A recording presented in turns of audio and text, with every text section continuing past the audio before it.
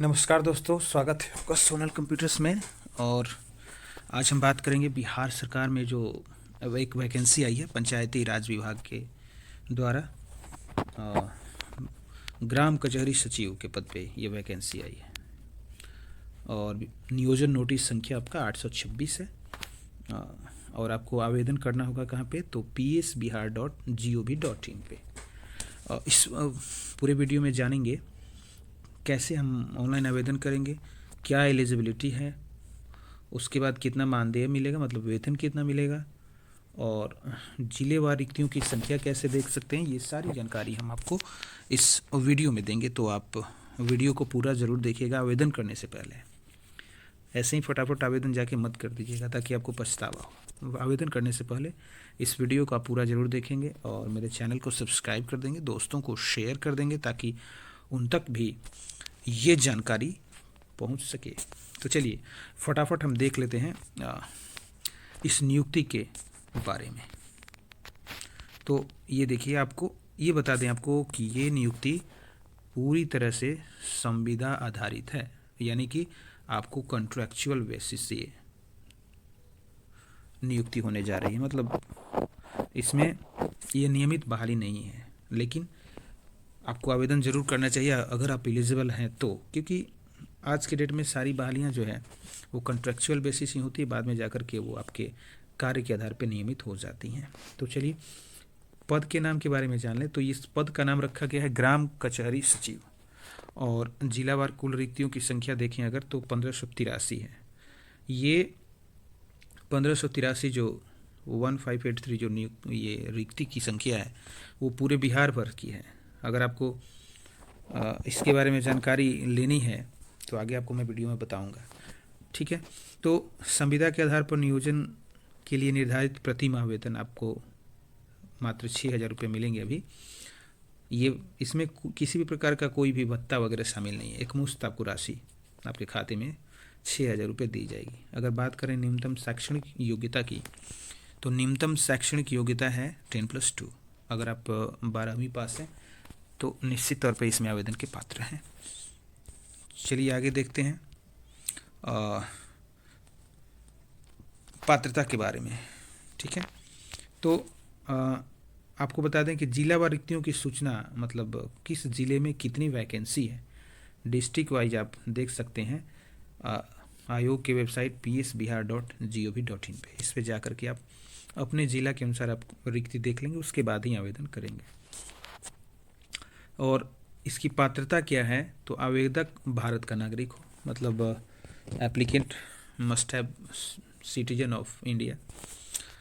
उसके बाद शैक्षणिक योग्यता 10+2 है, मिनिमम है ये 10+2। उसके ऊपर भी जो अर्हता योग्यता आपके पास है वो आप सबमिट कर सकते हो। उसके बाद उम्र की हम बात कर लेते हैं। तो सामान्य प्रशासन विभाग के संकल्प संख्या 1735 दिनांक 22/6/2006 के अनुसार अधिकतम उम्र सीमा मतलब निम्नतम लागू होगी अनरिजर्व्ड पुलिस के लिए, मतलब यूआर के लिए आपको 37 ईयर यानी 37 वर्ष आयु होनी चाहिए।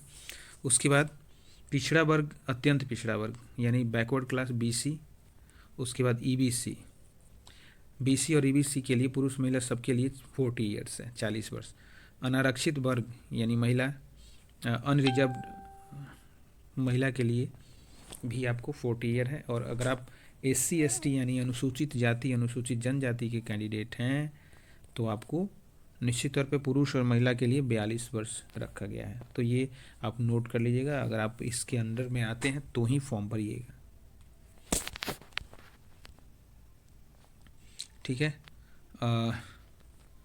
आपको ये बता दें कि आरक्षण का जो लाभ है वो राज्य के लोगों के लिए ही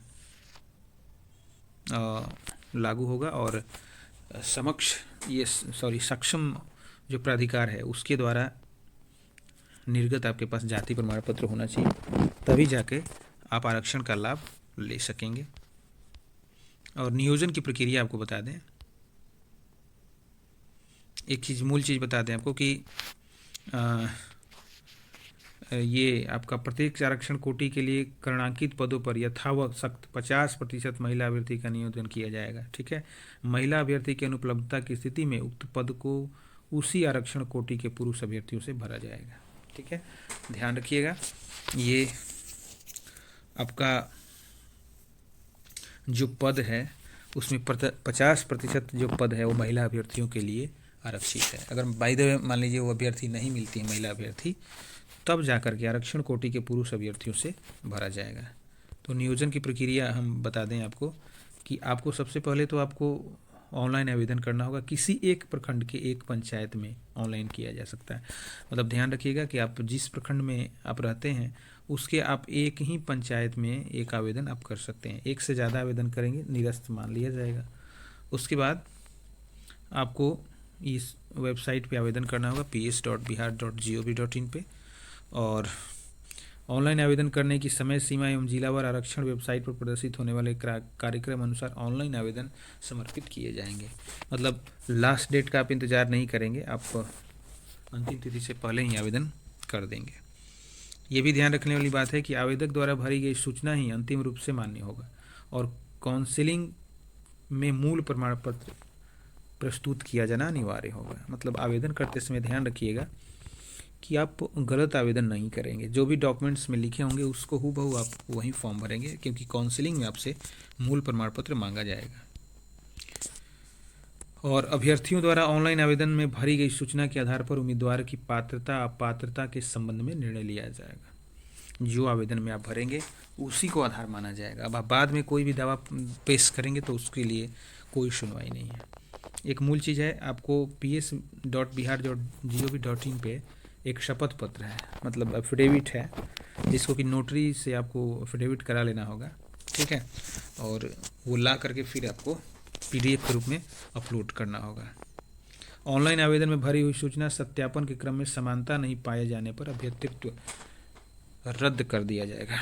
ध्यान रखिएगा कि आप जो भी डॉक्यूमेंट्स अपलोड कर रहे हैं या जो भी फॉर्म भर रहे हैं हूबहू आपका जो है आपकी ओरिजिनल से मिलना चाहिए, क्योंकि काउंसिलिंग के समय अगर असमानता पाया जाता है, डिसिमिलरिटी पाई जाती है, तो निश्चित तौर पे आपका कैंडिडेटशिप रद्द कर दिया जाएगा। तो इसीलिए अभ्यर्थी आवेदन करते समय आश्वस्त हो लें कि जिस पंचायत के लिए वो आवेदन कर रहे हैं उस पंचायत में रिक्ति है या नहीं है। बिना रिक्ति वाले पंचायत में आवेदन किए जाने की स्थिति में उनकी उम्मीदवारी का कोई भी दावा मान्य नहीं होगा। तो ध्यान रखिएगा कि आवेदन करते समय आप जिस पंचायत में आवेदन कर रहे हैं वो देख लीजिएगा वेबसाइट पे कि वहाँ पे रिक्ति है भी मेरे कोटि के अनुसार कि नहीं है। अगर आपने वहाँ पे आवेदन कर दिया और वहाँ पे रिक्ति नहीं है तो ऐसा नहीं कि दूसरे पंचायत में आपका विचार किया जाएगा। आपके किसी भी आवेदन पे कोई विचार नहीं किया जाएगा, बिकॉज आपकी पंचायत में कोई भी सीट खाली नहीं है। तो इसीलिए ध्यान रखिएगा कि जिस पंचायत के लिए आवेदन कर रहे हैं उसमें आपको रिक्ति खाली हो। और बात करते हैं मेधा सूची का निर्धारण कैसे होगा। ये बहुत ही इम्पोर्टेंट चीज़ है। तो जैसा कि आपको पता है कि न्यूनतम अर्हता तो 10+2 है, उसके मार्क्स को तो सबसे पहले रखा जाएगा। लेकिन इसके अलावा अगर आप ग्रेजुएट पास हैं, ग्रेजुएशन करके भर रहे हैं, तो उसमें आपको 10% अंकों की अधिभारता दी जाएगी। मतलब आपको 10% अंक प्रदान किए जाएंगे तथा स्नातकोत्तर डिग्री धारक को 20% अंकों की अधिमान्यता दे होगी। ठीक है, यानी आपको अगर ग्रेजुएट और में है तो आप 30% आपको फ़ायदा मिल जाएगा। ग्राम कचहरी सचिव के पद पर बिताई गई प्रति पूर्ण वर्ष की सेवा के लिए 2.5% अंक देय होगा। प्रति पूर्ण वर्षों की गणना के बाद यदि अवशेष अवधि 6 माह से अधिक है तो उसे 1 वर्ष मानते हुए उस अवधि के लिए 2.5% अंक देय होगा, परंतु इस प्रकार प्राप्त भारांक वेटेज 12.5% से अधिक न हो।